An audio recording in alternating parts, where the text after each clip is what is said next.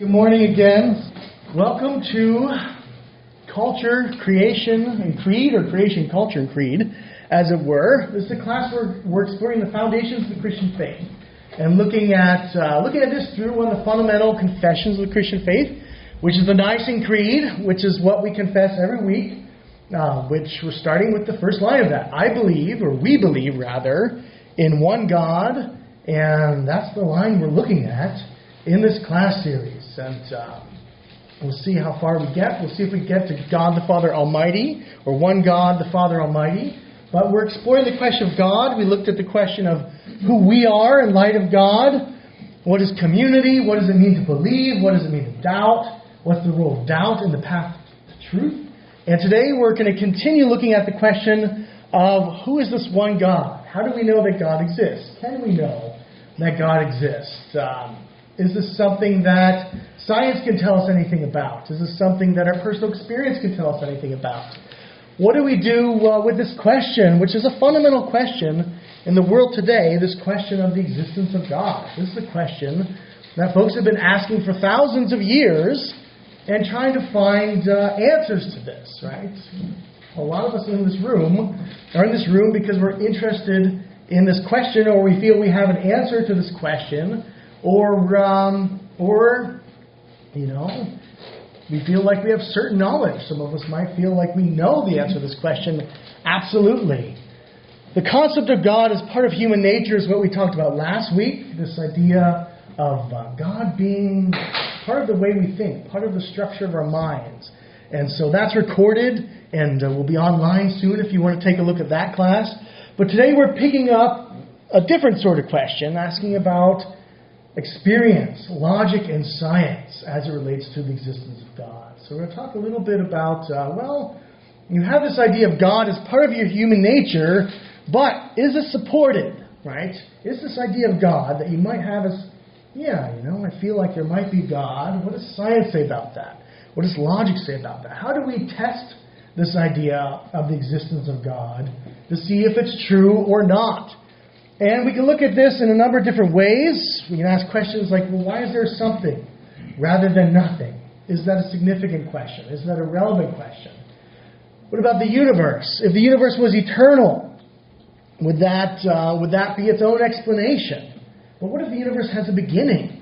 Does the universe with a beginning call out for some sort of transcendent cause, something deeper than itself which brings it into existence? And we're going to look at some logic behind this to think about this question. So I will try to make this logic accessible. We're going to go a little bit philosophical, a little bit scientific, but I don't think I'm going to lose any of you. But if you have any questions along the way, raise your hand, and we'll slow down, and we'll see if we can all get there. As we think about this question of God, we can start with Scripture. The Christian Scriptures talk about God as being displayed, as being known, as being revealed, as being witnessed by the world that God created. And so this idea of nature reflecting the Creator is something we find both in the Hebrew writings of the Old Testament and the Greek writings of the New Testament. Romans 1:20, which is a book of the New Testament, says, since the creation of the world, God's invisible qualities, His eternal power and divine nature, have been clearly seen, being understood from what has been made, so humans have no excuse for not knowing God. So that's a bold statement, this idea that we can know something about who God is, right? It doesn't talk about Jesus in particular, or the salvation story of the Jews, or the apostles, but something about the Creator God can be known from creation. And this is a confession of the New Testament. You see this also in the Old Testament, which talks about considering God's works, consider the works of His hands, and that you know God through considering God's works. And the folks who were behind the Nicene Creed, we can see some of them here.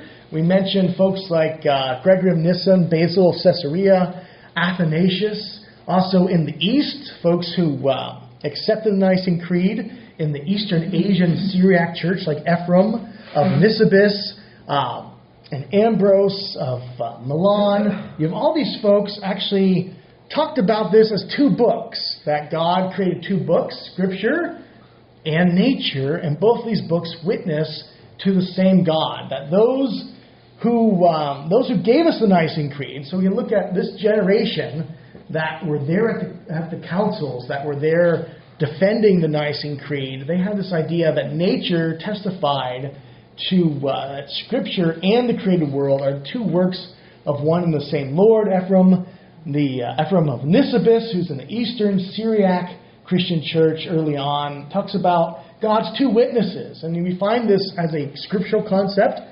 We find this in the Old Testament, that a valid testimony requires two witnesses, right? And we find this in Revelation.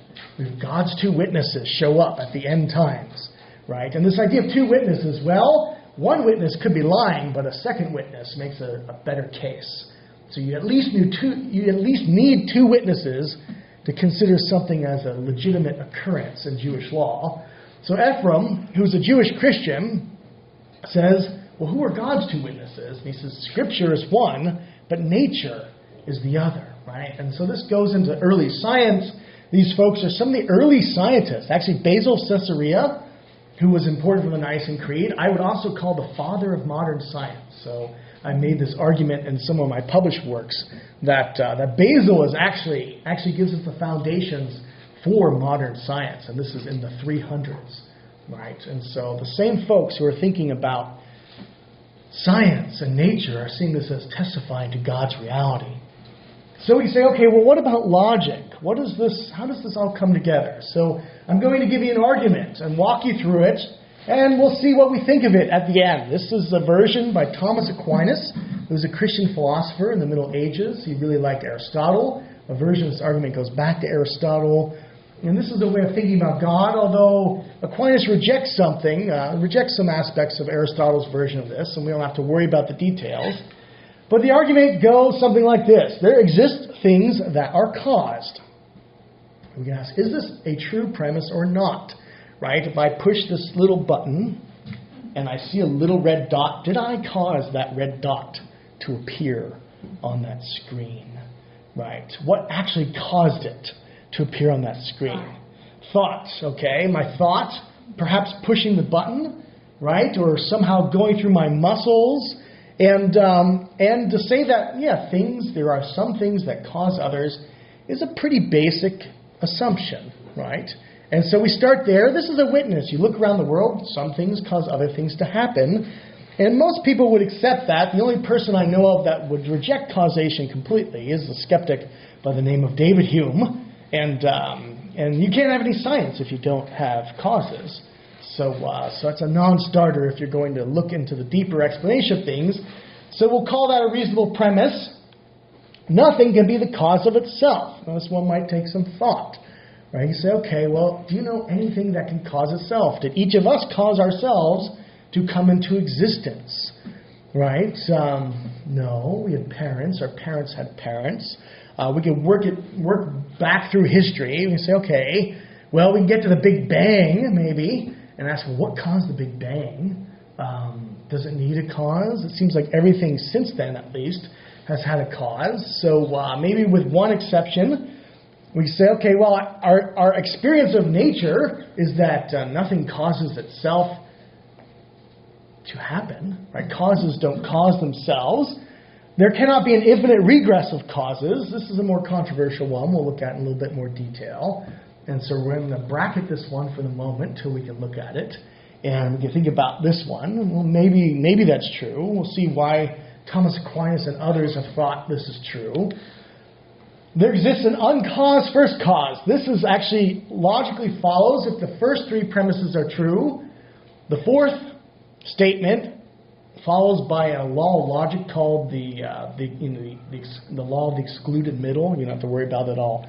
But the point is that if you think, okay, there's causes, nothing can cause itself, and you can't have an infinite regress of causes, so you need some sort of other cause. What do we call this? And the answer is, well, something that doesn't cause itself, an uncaused cause. Right. So this is maybe, if you could wrap your brain around this, it's just the idea that there's some sort of cause that's different than the causes we experience in reality. And we're just going to name that cause that we don't really experience an uncaused cause. Right? Some people would want to argue the Big Bang is an uncaused cause, but we've never experienced these sort of uncaused causes. Yeah, question? So then wouldn't it be an exception to number 2 about how nothing is a cause of itself? Because then wouldn't God kind of just, it's God, so, that's the exception. Yes, it would be a different sort of cause than the cause of itself. Right? So it's a third category, which is they just decide to call an uncaused cause. Right? So it's not a cause of itself, but it's a cause that's uncaused. Right? Whatever that is. And it's a very big question mark. Yeah. Now, whether these exist or not is the big question. Right? That's why I have all these question marks all over the place. But so whether this exists or not is the question. If it exists, if such a thing exists, this line of logic gets you back to this. And even David Hume the skeptic would say, yes, that's true. If you can't have an eternal regress, you're forced into this logic, and unless you reject causality, which is how he got out his argument. But most people haven't been willing to reject causes. And so you get back to this idea of an uncaused first cause, and then you ask, well, what's the most reasonable explanation for such a thing? Right? And that gets you outside the universe. That gets you to the idea of a beginning. And when Aquinas came up with this idea, right, it was thought that we can never know whether the universe had a beginning or not scientifically. And we'll see some of that in a moment. So this is the argument. This is the argument from causation, called the cosmological argument. But the point here is its logic. It's a very clear chain of logic that gets you back to this idea of a God. And we say, well, what about an infinite regress of causes? Why can't you have an infinite regress of causes? The answer is, well, causes are different than numbers. You might say, well, infinity is a number, so why can't you have an infinite regress of causes? And the difference is because causes are actual events that happen in space and time, and infinity is an abstract concept, and numbers are abstract entities. So infinity is in principle, right? Its definition is a number that can't be reached. So, if I say, start counting and tell me when you get to infinity, right? Even if you lived forever, could you tell me, oh yes, I just got to infinity? Can you do that? Right? Why not? Just have one. Because it can't be reached, right? In principle. And so, to use an old meme, Boromir, one does not simply count to infinity, right? You can't do it. And that's the point. So there's a lot of people that are suspicious about this idea of an infinite regress of causes because it's a number that can't be reached by definition. So it seems to be a logical contradiction to have this idea of an infinite series of causes, which is something Aquinas argued for and others have argued for. And we find today some major mathematicians and physicists also agree with this. Right? This idea of what's called actual infinities in space and time. David Hilbert, who's one of the key mathematicians of the 20th century, said you're not going to find it anywhere in space and time. He actually gave an example, right? So think about it this way. So the example he gave is called Hilbert's Hotel, and it's like, imagine a hotel that's infinitely large, okay? It has an infinite number of rooms, and there's no vacancies, okay? So a guest shows up and says, can I have a room? And the clerk says, there's no vacancies. But we can get you a room. How? Well, we're just going to take everyone in the hotel and move them up one room, leaving number one free. But there's no vacancies. And you have one more person in the hotel, but it's still the same number of people in the hotel because it's an infinite hotel. And there's an infinite number of guests. But then an infinite number of guests shows up, but there's still no vacancies.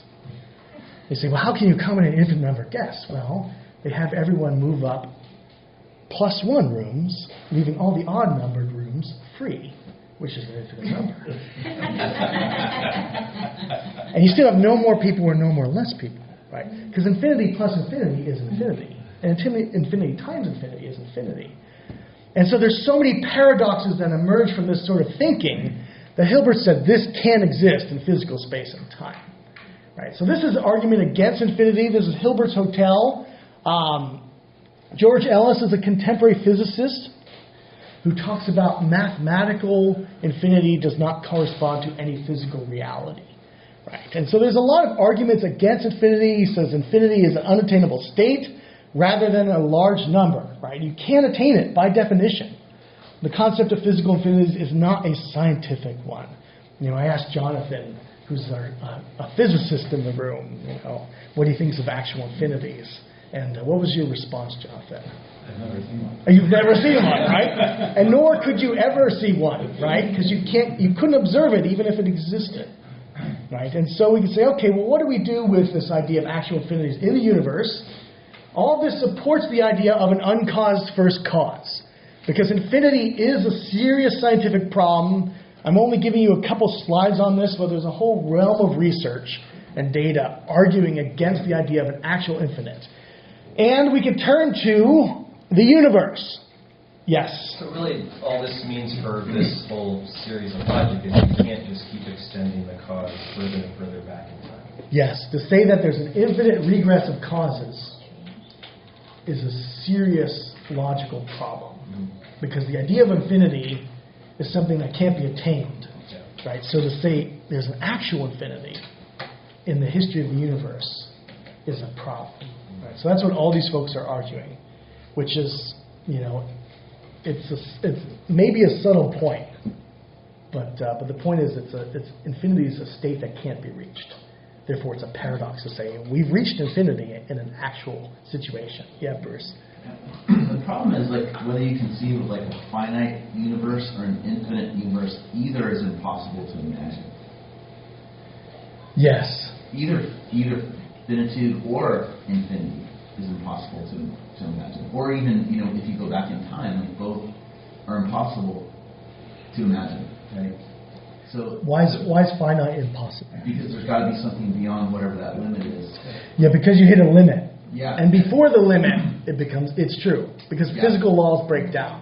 Yeah, and we'll see that in a moment. We're going to talk about the Big Bang as the scientific side of this.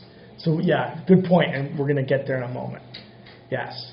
So when you think about infinity, the strongest objection to this argument came in the 1700s, and this was David Hume, the Scottish skeptic we talked about a moment ago. David Hume says, well, this argument works because the universe is eternal. The universe goes on forever, and it doesn't have a beginning. Everybody knows that the universe is eternal. Therefore, this argument is just silly, because an eternal entity doesn't need an explanation, right? Because it is an actual infinity. So this was David Hume's objection. The problem with David Hume's objection is that it comes from a line of thinking that goes back to, pretty deep in classical thought. We find Aristotle among the ancients, Aristophanes, Ptolemy, and others arguing the universe is eternal, right? And has no beginning and no end. We have others who talk about being eternal or infinite in size. And so David Hume is going back to this idea. But even then, there was a paradox that was pointed out by some early Christians. The first Christian physicist to point out what's called the dark sky paradox, now known as Obler's paradox, is John Philoponus, who was a Greek Christian who lived in the late 400s, early 500s. And he was a Christian and a physicist who said, well, if it's true that there's an infinite number of stars and the universe is infinite, then why is the sky dark? Right? Why doesn't the sky look like that?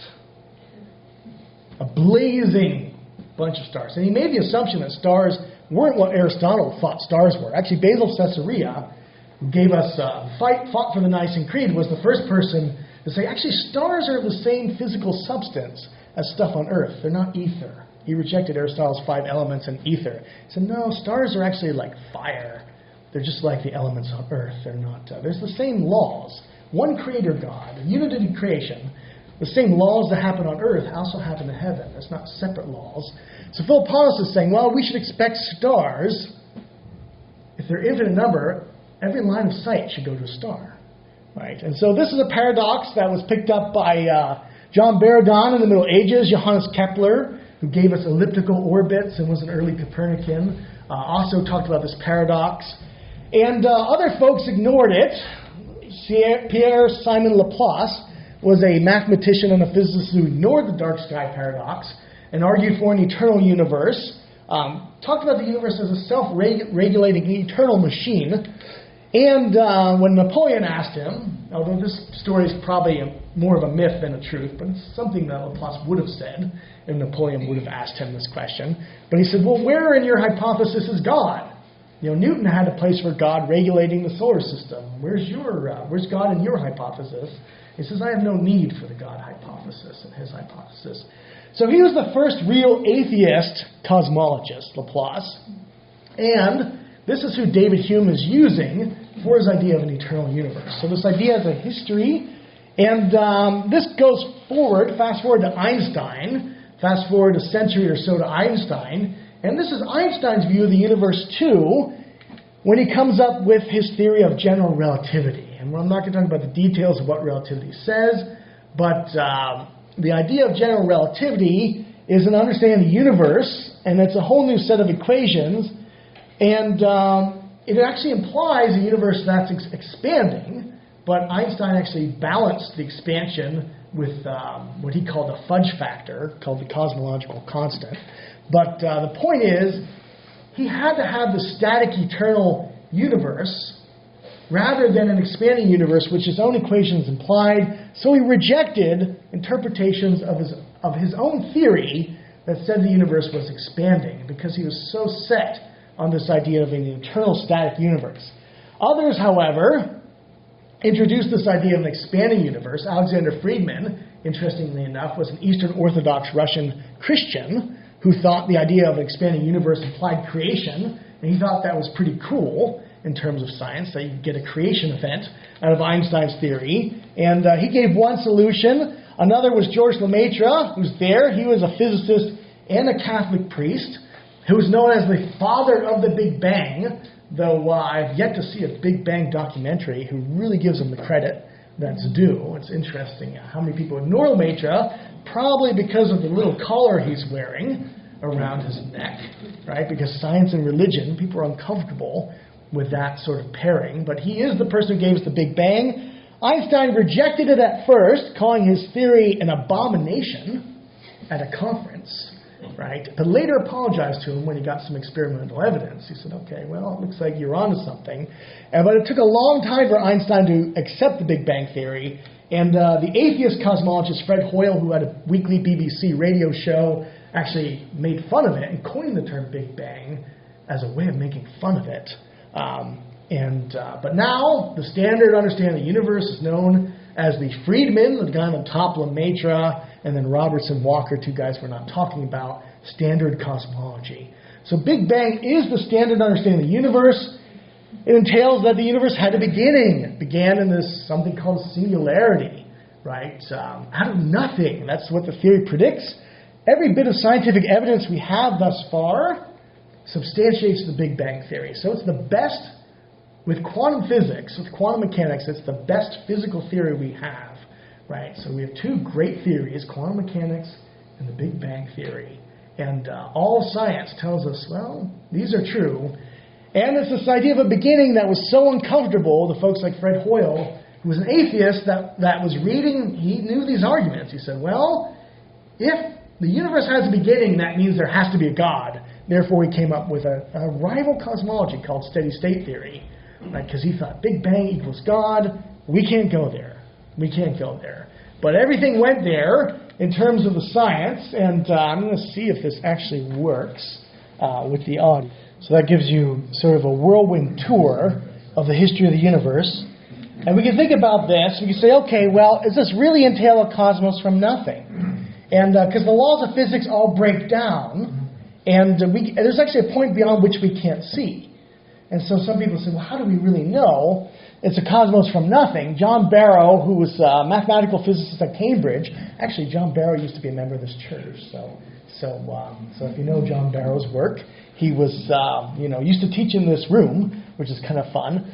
But he's also a well-known physicist, so we're using him as a physicist rather than as a former member of Berkeley Catholic Church. But he says, okay, is the Big Bang really an emergence of the universe from nothing? He says, well, at this singularity, at this point, there is nothing. Space and time literally came into existence. Literally nothing existed before the singularity. So if the universe originated at such a singularity, meaning if the Big Bang is true, if this theory is true, then we truly have a creation out of nothing. We have an emergence of something from nothing, right? And he says that's what the theory predicts. The laws of physics break down at that point, right? This is where theoretical physics kicks in. Others, Paul Davies himself used to be an atheist or an agnostic, and because of this research actually became something of a deist. So he came to believe in God, though not any particular God, but a creator God who's a designer God. And he's sort of, he's on the fence in terms of which traditions he thinks are legitimate or not. But he changed his views on cosmology from this sort of research. And he says this, an initial cosmological singularity forms a past temporal extremity, right? And that has to do with time. There's a beginning of time to the universe. We can't continue even physical reasoning or even the concept of space-time itself through such an extremity. Beyond this point, we can't even reason about the universe. For this reason, most cosmologists think the initial singularity, think of the original initial singularity as a beginning of the universe. On this view, the Big Bang represents the creation event. The creation not only of all the matter and energy in the universe, but also of space-time itself. And one more physicist, George Ellis, he also was at Cambridge, and he's originally South African, so he's retired to South Africa. Not really retired, he's still working as a physicist, but at a different university. He says, this is not merely a start to matter, it is a start to space, to time, to physics itself. It is the most dramatic event in the history of the universe. It is the start of the existence of everything. And then Ellis, for the record, he's a Christian physicist. He worked against apartheid in South Africa. He's, I think, a Quaker. Is he Quaker? Yeah, and so he's a remarkable person on many levels, ethically as well. But he also co-wrote The History of Space-Time with Stephen Hawking. So he's the guy that worked with Hawking, who you never see him in the documentaries, though he was, I'd say, just as important a physicist in theories of black holes and the large-scale structure of space-time and things like that. But not as interesting as Hawking, you might say, in other ways, right? Hawking has a certain air about him. Do we know this is the beginning? There's also theorems. There's a theorem that was published not too long ago called the BVG theorem, which stands for Boord, Vilenkin, Guth, which are the three people there. Arvin Boord's faculty picture, that's his faculty picture. There's no picture of him online, interestingly enough. He doesn't want his photo out there, I imagine. But this theorem shows that you can't have infinity. An infinite timeline can't be extended into the past anywhere, in any way, and that in any universe that would be expanding, any normal universe, has to be finite. What's interesting is this would be true for any theory of the multiverse as well. As long as it's expanding, it had to have a beginning. And this is a really interesting theorem. Seems to be a pretty solid theorem as far as I can determine. But even the multiverse would be subject to this theorem. So Vilenkin summarizes it this way. It says, it is said that an argument is what convinces a reasonable people, and a proof is what it takes to convince even an unreasonable person. With BVG proof now in place, cosmologists can no longer hide behind the possibility of a past eternal universe. There is no escape. They have to face the problem of a cosmic beginning. And he is not a theist. None of these physicists of this theorem are theists. They see this as a problem. Physical reasoning breaks down. We can't get beyond it. But the problem is exactly the premise in the cosmological argument. Right? So this is all to show that this is actually a very strong logical argument from both logic and science, showing that there is a beginning to the universe. And then what do? You need something, some transcendent cause behind the beginning, which, what do we call that cause? right? It seems to certainly be pointing towards something like God. Can we call it God or not? Well, this is we can talk about this in our groups, right? What do you think, right? I'm going to have you split up into groups of, let's say, 5 or 6 folks, and think about this first question. Do you think the scientific discovery of a beginning of the universe lends scientific support to the idea of a transcendent creator God? Right? So think about how you answer this question. If you're talking to friends who are scientists, but not so convinced that God exists, what do you think they would think about this question? Right? Do you think this lends scientific support to the idea of a transcendent creator God? And then secondly, in your groups, think about the second question too. Do you find that investigating the book of nature strengthens your belief in God or makes you more doubtful about God? Right? If you're a science person who, even if you're not a science person, when you look at science and nature, do you find that strengthens your belief in a God or makes you more doubtful about it? And think about your own personal pathway with this as we talk. So groups of 5 or 6, any questions before then about any of this? Well, then let's split up and talk. Let's talk for about 10 minutes, and then we'll rejoin and talk together.